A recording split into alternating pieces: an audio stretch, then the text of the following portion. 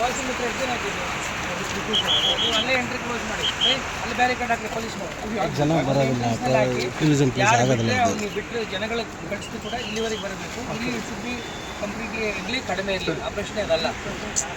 ಆಮೇಲೆ ಆ ಕಡೆಯಿಂದ ಬರ್ತಾರೆ ಈ ಕಡೆಯಿಂದ ಬರ್ತಾರೆ ಅಂತೆಲ್ಲ ಕತೆ ಹೇಳಬೇಕು. ನಾನು ಮಾಡಿಬಿಟ್ಟು ಇಲ್ಲಿಂದ ಒಬ್ಬರು ಒಳಗಡೆ ನೀರು ಒಳಗಡೆ ಬಿಡಬೇಡಿ.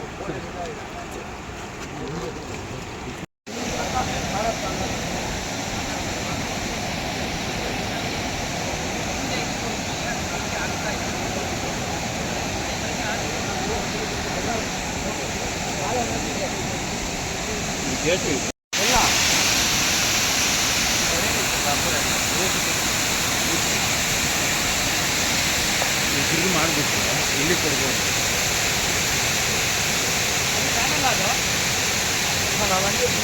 ಅದು ಹೋಗಿ ಹಂಗೆ ಹೋಗಿ ರಾಮಸಾಗರ ಹೋಗುತ್ತೆ ಸರ್. ಹಾಂ ಸರ್, ದೊಡ್ಡದಿದೆ. ಹಾಂ ಸರ್, ಆ ರೋಡಲ್ಲಿ ಕಾಣಿಸುತ್ತೆ ಸರ್. ಮೇನ್ ಬ್ರಿಡ್ಜಲ್ಲಿ ನೀರು ಹೋಗುತ್ತೆ. ಡೆಪ್ತ್ ಇದೆ ಸರ್, ಬಟ್ ಕ್ಲೀನ್ ಮಾಡಿಲ್ಲ ಸರ್.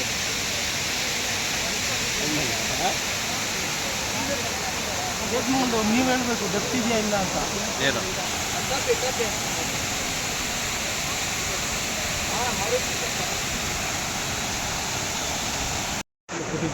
ಜವಾಬ್ದಾರಿ ಇವತ್ತು ಕೊಟ್ಟಿರೋದಿಲ್ಲ. ಇವತ್ತು ಕೊಟ್ಟಿದ್ದಾರೆ.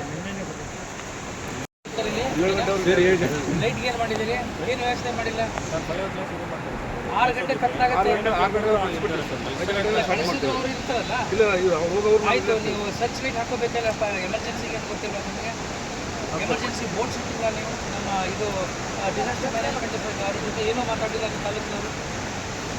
ಯು ಶುಡ್ ಹ್ಯಾವ್ ಸಮ್ ಏನೋ ಪ್ರಿಕಾಷನರಿ ಮೆಷರ್ ಆಗಿ. ಬೋಟ್ ಇಲ್ಲ ನಿಮಗೆ, ಡೈವರ್ಸ್ ಇಲ್ಲ ನಿಮಗೆ. How do you allow people inside? ಆಯ್ತು, ನೀರಿಗೆ ಬಿಡ್ತೀರಲ್ಲಪ್ಪ. ನಾಳೆ ಹೆಚ್ಚು ಕಡಿಮೆ ಆಯಿತು. ಡೈವರ್ಸಿಟಿ ಇದ್ದೀರಾ ಇಲ್ಲಿ? ಎಕ್ಸ್ಪರ್ಟ್ಸ್ ಇದ್ದಾರೆ, ಸ್ವಿಮ್ಮರ್ಸು ಎಲ್ಲಿದ್ದಾರೆ? ಐಡೆಂಟಿಫೈ ಮಾಡಿದ್ದೀರಾ? ಮತ್ತೆ ಏನು ಮ್ಯಾನೇಜ್ ಮಾಡ್ತೀರಿ? There is no boat emergency, there is no swimmer, there is no expert driver.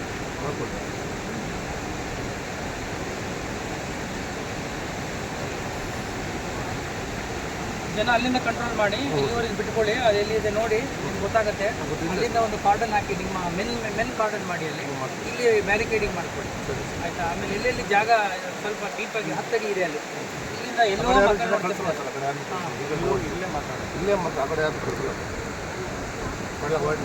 ನೀವು safety security is your responsibility. ಒಂದು ಇಮಿಡಿಯೇಟಾಗಿ ಸಂಜೆ ಒಳಗಡೆ ಟಾರ್ಚ್ ಲೈಟ್ ಹಾಕಬೇಕು. If you don't get that light, immediately ಫೈರಿಂದ ಹೇಳಿಸಿ ತಗೋಬೇಕು. ನೀವು ತಹಶೀಲ್ದಾರ್ ಇದ್ದಾರೆ, ಗೆಟ್ ಇಟ್ ಇಮಿಡಿಯೇಟ್. ಸಂಜೆ ಆ ಜನ ಇರಲಿ ಇಲ್ಲದೆ ಹೋಗಲಿ, 5 o'clock ಮೇಲೆ 6 ಗಂಟೆ ಕತ್ಲಾಗುತ್ತೆ. ಈಗ ನೀವು ಎಷ್ಟು ಅಂತ ಕಳಿಸ್ತೀರಿ? ಜನ ತಪ್ಪಿಸ್ಕೊಂಡೆಲ್ಲ ಸೈಡಿಗೆ ಕೂತಿರ್ತಾರೆ. You should be little practical and responsible. Search light ಹಾಕಿ ಕ್ಲೀನ್ಲಿನೆಸ್ ನೋಡಬೇಕು. ನಿಮ್ಮ ಅಂಗಡಿಯವರಲ್ಲಿ ನೀರು ಬಿಟ್ಟಿದ್ದೀರ ಅಲ್ಲಿ, ತಿಂಡಿ ತಗೊಳ್ಳೋಕ್ಕೆಲ್ಲ ಅವ್ರಿಗೆ ಕ್ಲೀನ್ ಮಾಡಬೇಕಾದ್ರೆ ಡಿಸ್ಪೋಸ್ ಆಗಬೇಕಲ್ಲ ವೇಸ್ಟ್ಗಳೆಲ್ಲ. ಅವರಲ್ಲೇ ಬಿಸಾಕ್ ಹೋಗ್ತಾರೆ, ಅಲ್ಲೇ ತಿಂದು ಹೋಗ್ತಾರೆ. ನೀರು ಜಾಸ್ತಿ ಆದರೆ ಅವರು ಬಿಡೋದಿಲ್ಲ. ಮತ್ತು ನಮ್ಗೆ ಗೊತ್ತಾಗಲ್ಲ, ನಾವೆಲ್ಲ ಇರ್ತೀವಿ, ಅಲ್ಲೆಲ್ಲ ಆಟ ಅಂತ ಎಲ್ಲೋ ಹೊಟ್ಟೋಗ್ತಾರೆ. ಮಕ್ಕಳೆಲ್ಲ ಖುಷಿಯಲ್ಲಿ ಗೊತ್ತಾಗೋದಿಲ್ಲ. ಜೋಶಲ್ಲಿ ಲಾಸ್ಟ್ ಟೈಮ್ ಕೊಡಿ ಆದಾಗ 2 ಪ್ರಾಣ ಹೋಗಿತ್ತು ಸರ್. ಇಲ್ಲ ಹೊಡ್ಕೊಂಡು ಹೋಗಿ ಮಾಡಿ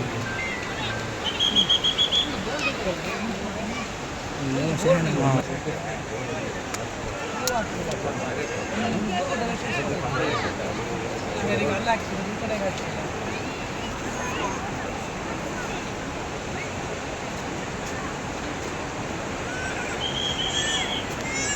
ಪೊಲೀಸ್ ವಿಷಯ ಪೊಲೀಸ್ ಸ್ಟಾಫ್ ಎಷ್ಟು ಹಾಕಿದ್ರು? Home guard ತಗೊಂಡಿದ್ರು.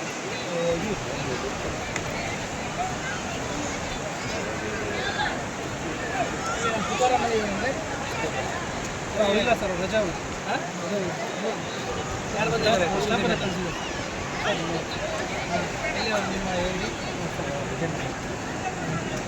ಯಾರಿಗೆ ಇನ್ನೇನು ಇನ್ಫಾರ್ಮ್ ಮಾಡಿಲ್ಲ ಸರಿ, ನೀವು ಹೇಳಿ ಏನು ಮಾಡ್ಬೋದು ಅಂತ. ಸರ್, ಇಲ್ಲಿ ಸೇಫ್ಟಿ ಮೆಜರ್ ಅಂತದ್ದು ಸರ್. ಪಬ್ಲಿಕ್ಗೆ ಬೇತ್ಮಂಗಲ ಕೋಡಿ ಹೋಗ್ತಾ ಇದೆ ಅಂದರೆ ಎಲ್ಲಿಂದ ಬರ್ತಾರೆ ಸರ್? ಆಡೋದಕ್ಕೆ ತುಂಬ ಸರ್. ಅವಾಗ ಜನಗಳು ಸ್ವಲ್ಪ ಅಮೆಂಡ್ಮೆಂಟ್ ಮಾಡ್ಬೋದು.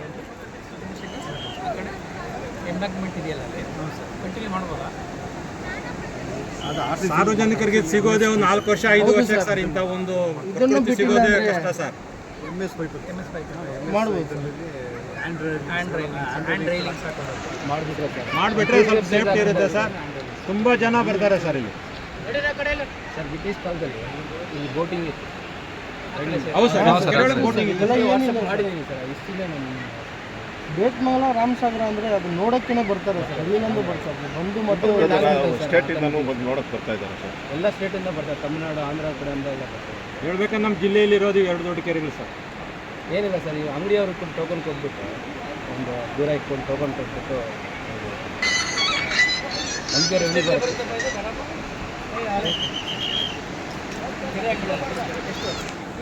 ಅಂಗಳದಲ್ಲಿ ಎಷ್ಟು ಎಕರೆ ಬರುತ್ತೆ? ಅದು 1039 ಎಕರೆ ಇದೆ ಸರ್. ಇದು 39. ಇದು ಗಣಿ ಭಾಗ ಇದ್ರೆ ಆಂಧ್ರ ತಮಿಳುನಾಡು ಅಟ್ಯಾಚ್ ಇಲ್ಲಿ ಮಾಡಿಕೊಂಡ್ರೆ ಈ ಸರಿ CSR ಪ್ರಪೋಸ್ ಮಾಡಿದ್ದೀನಿ. ಹೇಳೋಕ್ಕಿಂತ ಮುಂಚೆನೇ ಪ್ರಪೋಸ್ ಮಾಡಿದ್ವಿ ಸರ್. ಟೂರಿಸ್ಟ್ ಮಾಡಿದ್ರೆ ನಮಗೂ ರೆವಿನ್ಯೂ ಬರುತ್ತೆ. ರಿಕ್ವೆಸ್ಟ್ ಮಾಡಿದ್ದೀನಿ, ಅವ್ರು ಇಲ್ಲೇ ಇರೋದ್ರಿಂದ ಇದನ್ನು ಡೆವಲಪ್ ಮಾಡಿತ್ತು ಅಂದರೆ it will become A major tourist destination.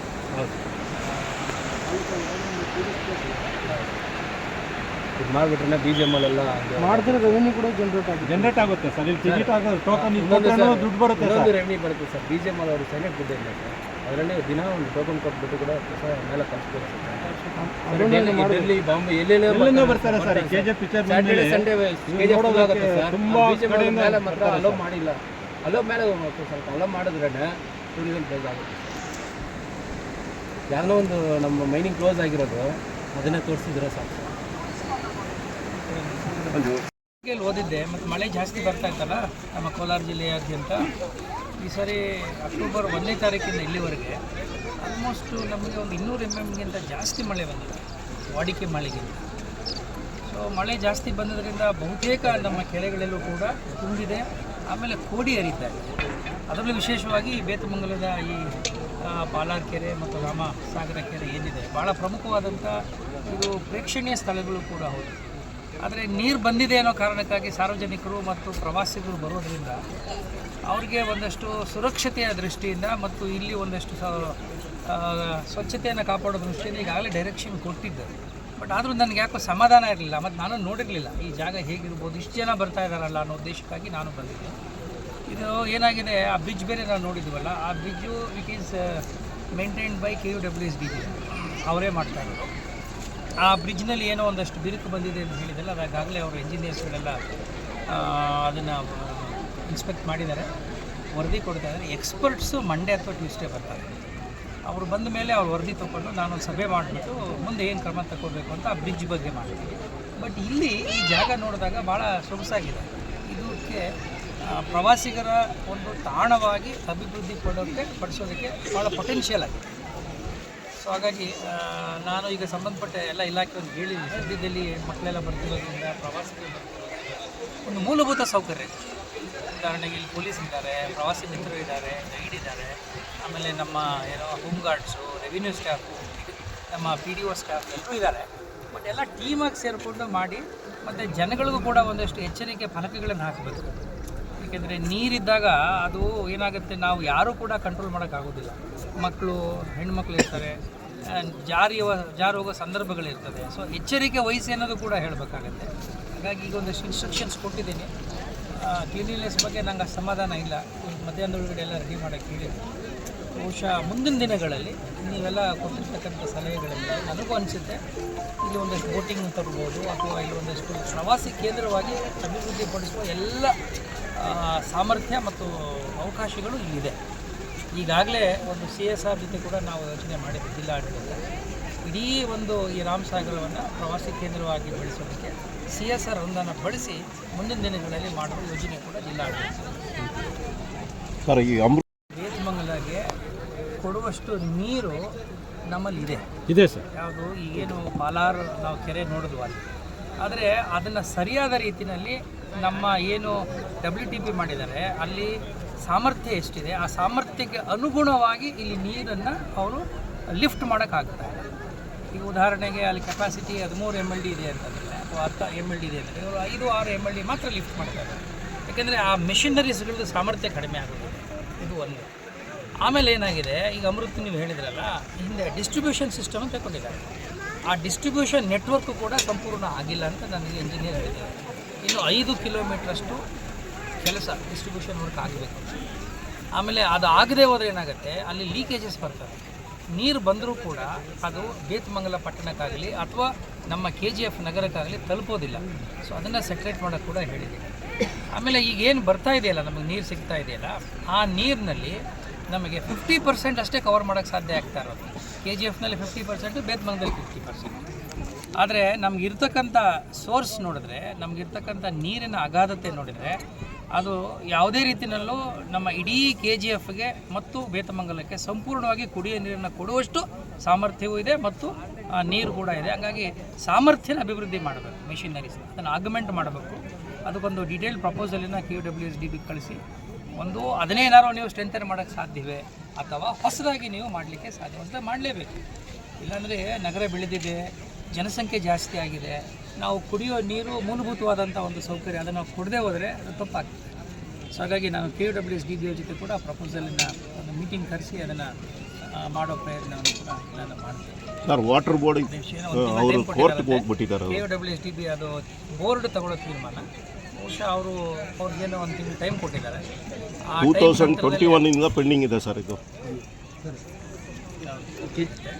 Distribution network complete ಆಗಿಲ್ಲ, ನಂಬರ್ 1. ಆಮೇಲೆ ಈಗ ಇಲ್ಲಿ ಲಿಫ್ಟ್ ಮಾಡೋ ನೀರು ನಿಮಗೆ ಕೇವಲ ನಾನ್ ಮೈನಿಂಗ್ ಏರಿಯಾ ಮಾತ್ರ ಕೊಡೋಕ್ಕೆ ಸಾಧ್ಯ ಆಗ್ತಾ ಇದೆ, ಮೈನಿಂಗ್ ಏರಿಯಾ ಕೊಡೋಕ್ಕೆ ಆಗ್ತಾ ಇಲ್ಲ. ಇದು ಇವತ್ತಿನ ಸಮಸ್ಯೆ ಅಲ್ಲ, ಬಹಳ ವರ್ಷಗಳಿಂದ 20 ವರ್ಷದಿಂದ ಹೀಗೆ ಇದೆ. ಆ ಸಮಸ್ಯೆನ ಅಡ್ರೆಸ್ ಮಾಡಬೇಕು. ಈಗ ನನ್ನ ಗಮನಕ್ಕೆ ಬಂದಿದೆ, ವಾಟ್ ಎವರ್ ಬೆಸ್ಟ್ ನಾನು ನನ್ನ ಒಂದು ಅಧಿಕಾರ ಅವಧಿನಲ್ಲಿ ಒಬ್ಬ ಜಿಲ್ಲಾ ಮ್ಯಾಜಿಸ್ಟ್ರೇಟಾಗಿ ಏನು ಮಾಡೋಕ್ಕೆ ಸಾಧ್ಯ ಇದೆಯೋ 100% ನಾನು ಮಾಡ್ತೀನಿ. ಕುಡಿಯೋ ನೀರಿಗೆ ಹಾಹಾಕಾರ ಬರಬಾರ್ದು KGF. ಆಮೇಲೆ ಏನಾಗಿದೆ, ಇಲ್ಲಿ ಮ್ಯಾನೇಜ್ಮೆಂಟು ಕೂಡ ಇವರೇ ಮಾಡ್ತಿರೋದು, KWSDB ಅವರು. ನಾನು ಹಿಂದೆ ಒಂದು ಸಭೆ ಮಾಡಿ ಅವಾಗ ಹೇಳಿದ್ದೀನಿ, ನೀವು ಇದನ್ನು ಹ್ಯಾಂಡ್ ಓವರ್ ಮಾಡಿಬಿಡಿ ನಾನು ನಗರಸಭೆಗೆ.